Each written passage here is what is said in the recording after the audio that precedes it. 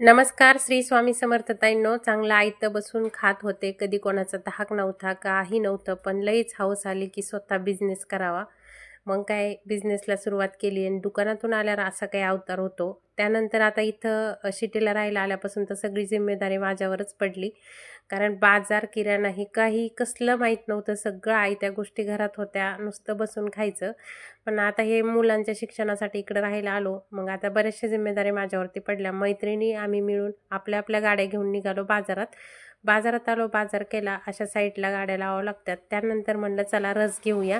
कारण रस सध्या आता ऊन पडायला लागलं म्हणून थंड असा रस घेतला सगळ्यांनी मिळून तिघींनी आणि बाजार केला. बाजार करून आल्याच्या नंतर मुलांना खायचं होतं टरबूज. मग ते टरबूजसुद्धा खरेदी केलं होतं बाजारामध्ये. थोडंसं फ्रीजमध्ये ठेवलं, ते गार झालं आणि पहा फक्त 10 रुपयामध्ये एवढं सुंदर टरबूज होतं. मला वाटत नव्हतं एवढं छान निघेल म्हणून.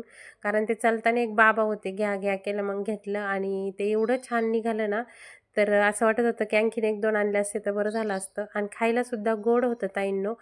तर मग संध्याकाळचं नियोजन आज बाजार असल्यामुळं भेळ, खिचडी आणि पापड एवढाच नियोजन होतं. कारण दिवसभर दमलेलं असतं त्यामुळं. तर इथं पहा हो, खूप दमून येतात आणि आज त्यांना असं काम सांगायला मला इतकं कसं तरी वाटत होतं. कारण जार घेऊन मला स्कूटी काही हाणता येत नाही. जे खरं आहे तेच. जारचं वजन भरपूर असतं. मग ते आले की त्यांना म्हणलं आपलं पाणी आणा. कारण पाण्यावाल्यांनी पाणी आणूनच दिलं नाही. मलाच दुकानातून यायला थोडा उशीर झाला होता. त्यांनी दिलं नाही म्हणून मग यांना लावलं.